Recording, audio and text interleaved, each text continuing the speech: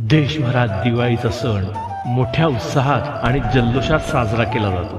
5 दिवसांची दिवाळी प्रत्येकाच्या घरी सुख समृद्धी आणते। या 5 दिवसांमध्ये लक्ष्मी पूजनाला अनन्यसाधारण महत्त्व आहे। लक्ष्मी पूजनाचा काळ म्हणजेच प्रदोष काळ अर्थात सूर्यास्तानंतरचा काळ हा जवळपास 2 तासांचा कालावधी असतो।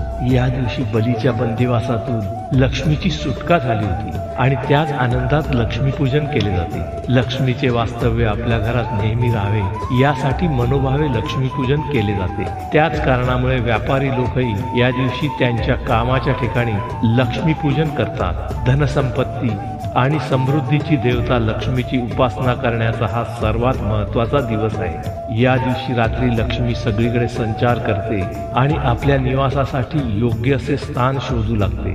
जेथे चारित्र्यवान, कर्तव्यदक्ष, संयमी, धर्मनिष्ठ, देवभक्त आणि क्षमाशील पुरुष आणि गुणवती स्त्रिया असतात त्या घरी वास्तव्य करणे लक्ष्मीला आवडते।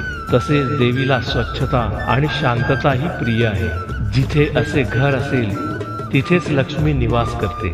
त्यामुळे या दिवशी लक्ष्मी पूजनाची मांडणी करण्यापूर्वी आपल्याला आपले घर स्वच्छ करून घ्यायचे आहे।